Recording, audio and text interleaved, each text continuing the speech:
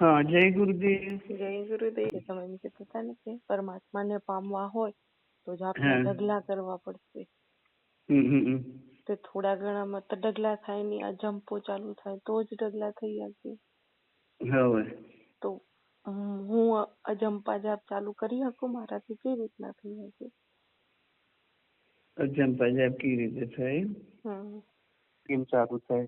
અજંપું એટલે કેવી વસ્તુ છે એ તમે આપણે અંદર જેમ જેમ જપ થતા છે ને એમ આપણે અંદર ઉતર જશું. એ પહેલા આપણે કીધું હતું ને કે આપણે અંતર્મુખ બનતા જશું, અંતર્મુખ બનતા જશું. તો એ જપ વસ્તુ કેવું જપ ન વળે એટલું આપણે એના મય બની જશું. એના વગર આપણે ફાવે જ નહીં એમ. બીજું ગમે તે કામ કરી પણ મન એમ જ હોય. જપ ના વળે. આપણે કે મન જપ નથી, એટલું જપાય તો અહીંયા અજંપો થાય. અજંપો કેને કહેવાય ખબર? કે અજંપો એટલે એટલું આપણી નસ નાડીમાં એ જપ આપણું એટલો વ્યાપ્ત થઈ જશે કે પછી તે કોઈ પણ વસ્તુની એક હદ હોય અંદર એટલું જપાઈ જશે, એટલું જપાઈ જશે, રગમાં એનો જપ ચાલુ થઈ જશે ને તો એ પછી કાયમ આપણે જપવો નથી પડતો. એ તો કેમ આપણે શ્વાસ આવેરો ને જાયરો એને આપણે કાંઈ લેવો પડે? આંખની પલક કેમ ઝપકેરી એને આપણે ઝપકાવી પડે? હૃદય કેમ આપણું ધડકેરું એને આપણે કાંઈ ધડકાવવું પડે? એ રીતે જપ પછી ચાલુ થઈ જશે. જંપો ચાલુ કરવા માટે તો આપણે પોતાને જેમ બને એકાંત એકાંત એકાંત એકાંત કેને કહેવાય ખબર હે? તું ହିଁ એકાંત એટલે કઈ ખાલી આમ ઘરમાં બેસી રહેવું ઈચ્છાનું મૌન એ એકાંત નથી. એ વિચારનું મૌન. મૌન કેને કહેવાય? વિચારનું મૌન. આપણે આખો દિવસ બોલી નહીં પણ મનમાં એટલા કદી ન બોલી કદી મનમાં ઘણા વિચાર આવે. એટલે ઈ વિચારનું મૌન ખપે. એ વિચારનું મૌન કઈ થાય કે જ્યાંથી આપણે મન એકાગ્ર કરીને આપણે વિચારવાનું શાંતિથી બેસી ગયા કે જ્યાંથી આપણે જપ કરતા હોય ને આપણું મન કેમ બહાર ભમવા માંડી જાય. થોડીક વાર આપણે જપ કરી તો ધ્યાન શું કરવાનું હોય કે જ્યાંથી આપણે જપ ઉઠેરો ને ત્યાંથી જ વિચાર ઉઠેરો. વિચાર ઉઠવાની એક જ જગ્યાએ જ્યાંથી આપણે જપ કરી પણ એમાં ધ્યાન એનું કરવાનું કે એવું એક તાર બનાવી એવું ધ્યાન કરી બસ એકાગ્ર. કેમ કે ક્યાંય પવન ન લાગે, પવનનો ઝોકો ન લાગે, જ્યોત કેવી એકદમ સ્થિર બને એ રીતે આપણું મન એકાગ્ર કરવાનું. પરમાત્મા જ્યાંથી આપણું પરમાત્માનો જે આપણે એને જપ ઉઠેરો ને ત્યાંથી જ વિચાર ઉઠેરો પણ એ જગ્યા એટલું આપણે એનામાં લય થઈ જવાનું, જપમય બની જવાનું, જપ બની જવાનું. અજંપો એમને એમ ચાલવું ના થાય. એ જપમય બની જવાનું કે એક જપ ઉઠ્યો, બીજો જપ ઉઠ્યો, ત્રીજો જપ ઉઠ્યો, ચોથો જપ ઉઠ્યો, એનો તાર બનાવવાનો. અંદર આપણે ખાલી નિહાળવાનું હોય. આ જપ તો આપણે માનસિક જપ તો અંદર એમને એમ થતા રહે કે એમાં જીભની કે જરૂર પડતી નથી બોલવાની. પણ આપણે જ્યાં નાભીમાં ધ્યાન રાખો, નાભીથી થોડીક નીચે મૂલાધાર કેન્દ્રમાં. એટલે આ જપ તમે પૂછ્યું કે મને અજંપા જાપ કરવો તો કેવી રીતે થાય એમ.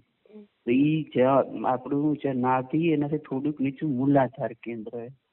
એ મૂલાધાર કેન્દ્રમાં જ આ બધી શક્તિ, એ શક્તિને આજે દુર્ગા કહી કે અંબા કહી કે ઉમા કહો કે જી કહો યા ફે રાધા કહો કે એ બધી શક્તિ તત્વ તો એક જ તત્વ હે. સ્ત્રી હે કે પુરુષ હે, જીવ હે કે શક્તિ અલગ નથી. એક તત્વ તો એકનું એક જ. એ તત્વ હે ને એ આપણે મૂલાધારમાં. શિવ મૂલાધાર. આપણે યોગ આપણે કહીએ ને યોગ કરવો હોય તો યોગ કેને કહેવાય કે જેનો વિયોગ થયો એને ઈ કરવો. વિયોગ હોય એનો યોગ કરવો એને યોગ કહેવાય ને મિલન કરવું એમ. આપણે શેનું મિલન કરવાનું હે કે આત્માને પરમાત્મા સાથે મિલન કરવાનું. આપણે શેનો વિયોગ થયો હોય કે આપણે આત્મા આપણે અંશ ને અંશી કદી અલગ ના હોઈ શકીએ. એટલે પરમાત્મા અને આત્મા એટલે આપણે જીવ ભાવ થયો એટલે આપણે એમ થયું કે આપણે જીવ બન્યા ને પરમાત્મા શિવ બન્યો. એટલે જીવમાંથી આપણે શું બનવું હોય? શિવ બનવું. એટલે શિવ બનવા માટે શું કરવું પડે? યોગ કરવો પડે. યોગ કરવા માટે શું કરવું પડે? શક્તિ ક્યાંય મૂલાધારમાં. એટલે શિવ ક્યાંય ખબર? આપણે 10મા દ્વારમાં. એ માથે ચોટી હોય ને જે માથે હમણાં ચોટી રાખે, શિખા રાખે, ત્યાં શિવનું 10મું દ્વાર ત્યાં. હવે શક્તિ નીચે ને શિવ ઉપર.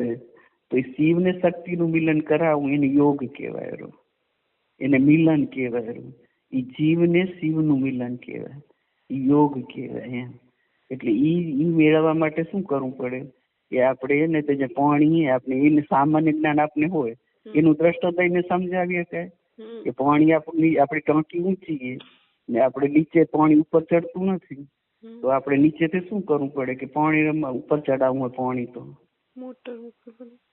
હા એ યંત્ર કરવું પડે ને, યંત્ર લગાવવું પડે, મોટર રૂપી યંત્ર લગાવવું પડે ઉપર પાણી ચડાવવા માટે. અને આમાં કઈ મોટર કામ ના આવે, આના માટે આપણે મંત્ર કરવો પડે. સમજણ પડી ને? શિવ ને શક્તિ નું મિલન કરાવવું ને તો મંત્ર રૂપી યંત્ર ખપે.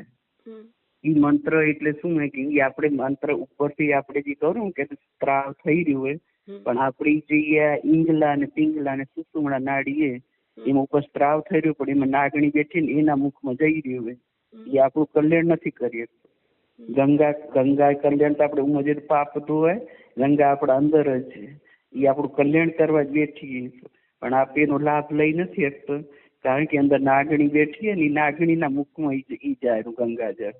એ આપણે આપણું જ્યાં સુધી આપણે મંત્ર ની શક્તિથી આપણે જેનું ઉતરવા ગમન નહીં કરી ત્યાં સુધી ગંગાજી આપણું કલ્યાણ નહીં કરી શકે. આ બધી ગૂઢ રહસ્ય હોય.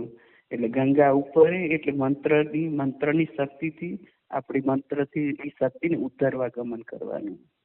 તો આપણે યોગ કરવાની જરૂર નથી, એ મંત્રમાં જ એટલી તાકાત કે મંત્ર ને આપણે બધા જ આ ને ત્યારે કમળ કહો કે જી કહો એ બધા આપણા દ્વાર એ બધા દ્વાર મંત્રની શક્તિથી ખુલી જશે. બધા સ્વાધિષ્ઠાન ચક્ર ને મણિપુર ચક્ર ને એ બધા ચક્ર કેરો ને એ બધા ચક્ર મંત્રના જપથી ખુલી જશે. એટલે જે આપણે મંત્ર બોલી તેના અભિમાન મંત્રનું ધ્યાન કરવાનું, જ્યાંથી જે મંત્ર ઉઠેરો ત્યાંથી જ વિચાર ઉઠેરો, તે આપણે એકદમ તો વિચાર બંધ નહીં થઈ જાય, પણ જેમ જેમ પ્રયત્ન કરતું રહેવાનું કે એનામાં આપણે બહુ ગેપ નહીં રહેવા દે. મંત્ર મંત્ર મંત્ર મંત્ર મંત્ર મંત્ર મંત્ર ઉઠ્યો, બીજો મંત્ર ઉઠ્યો, ત્રીજો મંત્ર ઉઠ્યો, ચોથો મંત્ર ઉઠ્યો, પાંચમો મંત્ર ઉઠ્યો. એ મંત્રમય થઈ જાય ને તો એક દિવસ એવું આવશે કે વિચાર આવશે જ નહીં. મંત્ર કરતે કરતે વિચાર એ નિર્વિચાર બની જવાશે. જઈ નિર્વિચાર બનશું ને તઈ આપણું લેખે લાગશે. તઈ આપણે કરે ઈંગલા ને પિંગલા ઈ બે નાડી જઈ વિચારનો તાર બનાવશું ને, ઓહમ નો સોહમ નો તાર બનાવે એમ કે ઈંગલા પિંગલા ઈ સોહમ ના તાર થી જઈ એક તાર થશે, તઈ સુષુમ્ના નાડી નું દ્વાર ખુલશે. ઈ જઈ સુષુમ્ના નાડી નું દ્વાર આ મંત્ર થી ખુલશે. ઈ મંત્ર નું ઈ સુષુમ્ના નાડી નું દ્વાર ખુલશે ને એટલે ઓટોમેટિક સુષુમ્ના નું દ્વાર ને ઈ 10મા દ્વાર સુધી આપણે ઈ શક્તિ ને ઉપર લઈ જશે. એ તઈ શિવ ને શક્તિ નું મિલન કરાવશે. એટલે ઈ રીતે એટલે મંત્રમાં એટલી તાકાત છે કે આપણો યોગ મિલન ચીકો એ મંત્ર થી થશે. એટલે મંત્ર ને આપણે એટલું મહિમા જાણ્યું નથી ને એટલે આપણે નથી જપતા. આ મહિમા જણાઈ જશે તો મંત્ર થી જ થવાનું હોય, બીજી કોઈ આપણે સાધના કરવાની જરૂર નથી. મંત્રમાં એટલો મહિમા કે આ લોકનું પરલોકનું બેનું સુખ આપણે મળી જશે. જેવું જોઈશે એવું થઈ જશે. એમની આપણે પરમાત્મા આપણે પોતે પરમાત્મા બની જાય એટલી તાકાત મંત્રમાં. આપણે જે સ્ટેજ ઉપર ઉભા એ સ્ટેજ થી જ આપણે દેવ બની જશું. દેવ શું આપણે પરમાત્મા ખુદ બની જશું. તઈ જ કહેવાય કે સોહમ, સોહમ નો રસ શું હોય કે તું હો ઈ જ હું હોઉં, હું હોઉં ઈ જ તું હો. આપણે પરમાત્મા અંશ ને જીવ એનો અંશી, તો અંશ ને અંશી તો એક જ હોય ને, અલગ ના હોય. એટલે એ રીતે આ સ્ટેજ એવું હોય કે જી આપણે જો આપણે નીચી ગતિ કરવી હશે તો નીચે જઈ શકશું ને એટલેથી આપણે ઉધરવા ગમન કરશું મંત્ર જપીને તો આપણે દેવ બની જશું. દેવ બનતે શું પરમાત્મા ખુદ બની જશું. એટલે પછી જે પરમાત્મા બની ગયા તઈ એને સોહમ, હું જ પરમાત્મા હું, શિવોહમ તત્વમસી અહમ આત્મા બ્રહ્મ. એ પછી વેદના વાક્ય અંદરથી એને માણસને અંદરથી વિચારે ને તો એનો મહિમા જણાય ને એટલે પછી આપણે આ કરવાનું મન થાય. પણ ઈ કરવા માટે જો આપણે પેલું બધું બીજું સમજવું પડશે ઘણું બધું. એ ક્રિયામાન કર્મ કેને કહેવાય, સંચિત કર્મ કેને કહેવાય, પ્રારબ્ધ કર્મ કેને કહેવાય, કરતા ભાવ કેને કહેવાય, અકર્તા ભાવ કેને કહેવાય, સકામ ભક્તિ કેને કહેવાય, નિષ્કામ ભક્તિ કેને કહેવાય, ઈ બધું હું કેને કહેવાય, તું કેને કહેવાય. એટલે એમ કે હું પણ એટલે અહમ ભાવ થયો ને. આ કઈ સામાન્ય અહંકાર, ઈ કઈ અહંકાર નથી કેતા. કઈ આપણે અહંકાર હશે તો પરમાત્મા નહીં મળે, અહંકાર હશે તો પરમાત્મા નહીં મળે. ઈ અહંકાર સ્થૂળ અહંકાર કરતા કઈ કામનો નથી. એ તો દેહ ભાવની વસ્તુ છે. ઈ અહંકાર છે ને કે અહમ ભાવ છે. જે પરમાત્માથી આપણે કઈ વિખૂટા પડે કે અહમ ભાવ છું, એટલે અહમ ભાવ એટલે હું પણ છું એમ.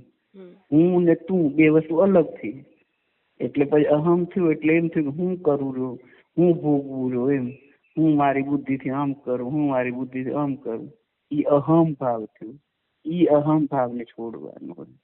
આ ત્રણ વસ્તુ તો એક બે દિમાગ સમજાય એવી નથી. ઈ બધું સમજણ આપણે પડે ને તો અહીં આવે બધું આ સમજાય એની બધી પ્રક્રિયા. એટલે બધું મનને સમજાવતે મન જે મને તો એનું જે મહત્વ સમજાય. કઈ જેને કઈ જ ખબર નથી, ખાલી એને વિશ્વાસ કરી લીધો તો એટલામાં જ આવી જાય કે ઢાઈ અક્ષર પ્રેમ કા પટે તો પંડિતો. આ બીજા કોઈ પ્રપંચની જરૂર નથી, બીજું કોઈ જાણવાની જરૂર નથી. જે માણસને મનાવી લીધું કે બસ મને ગુરુ પર વિશ્વાસ છે, બસ એક વાર ખાલી મંત્ર જ રટવો ને મંત્ર મારું બધું થઈ જશે, એવું પણ સ્વીકાર ભાવ આવી જવો ખપે. બસ આ એક મંત્ર જ મારા માટે શ્રેષ્ઠ, એ મંત્ર કરવાથી મારે બધું થઈ જશે, બીજું મારે કોઈ જ વિચારવાનું નથી એમ.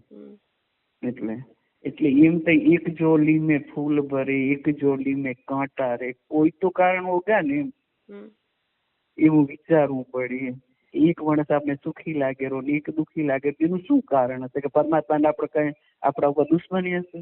માણસને દુશ્મની હોય, પરમાત્માને કેમ આપે? એને સંતાન એને ક્યાં દુશ્મની હોય? પરમાત્માએ કીધું હું કેને આપી નથી દેતો, હું કેનું લઈ નથી લેતો. જે તમારું કર્મ તમે જેવું કરશો, કર્મ કરવા માટે મનુષ્યને સ્વતંત્ર કર્યું. કર્મ કરવા માટે સ્વતંત્ર, પણ ભોગવવા માટે નથી. જેવું આપણે કર્મ કર્યું ને એવું જ આપણે ભોગવવું પડશે. એ બધી વસ્તુ સમજાય તઈ પછી આપણે સારા કર્મ કરવાનું મન થાય, ઉત્તમ વિચાર કરવાનું મન થાય, પોતાનું કલ્યાણ શેમાં છુપાયેલું વિચારવાનું મન થાય. એમ સમતે પછી આગળ જવાય એમ. ઓમ તો બે જ વસ્તુ હોય કે જનક રાજા વિદેહી કહેવાના, તો કે એને વિદેહી કહેવાના તો એને કઈ શું કરવા શીખવાનું છે? એમ આ શાસ્ત્ર એમ લખેલું કે જનક રાજા એને પેગડામાં પગ ગાળતા હતા ને એટલામાં એને જ્ઞાન થઈ. કેટલી વાર લાગી? એને ઘોડાની સવારી કરતા હતા ને પેગડામાં પગ મૂકતા હતા એટલામાં એને જ્ઞાન થઈ ગયું. એવું સમજાય.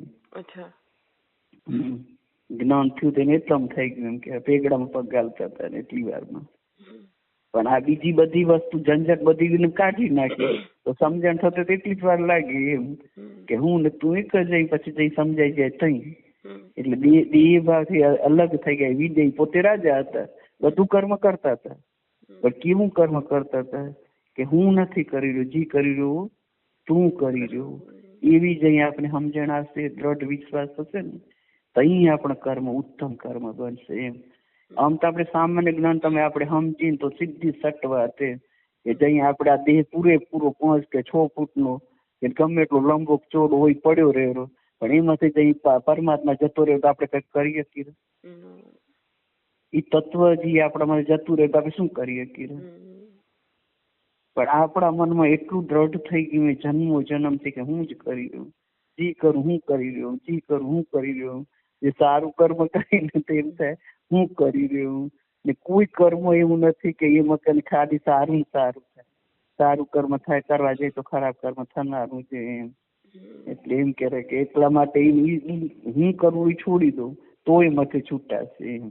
એ અહમ ભાવ થયું હોય, હું પણ થયું એ હું પણ છોડીને તું જી કરે તું જ કરી રહ્યો, તું જ કરી રહ્યો. એવો જ ભાવમાં આપણે સ્થિર થશું ને તહીં આપણું કલ્યાણ થશે. હા લો છે. જય ગુરુદેવ.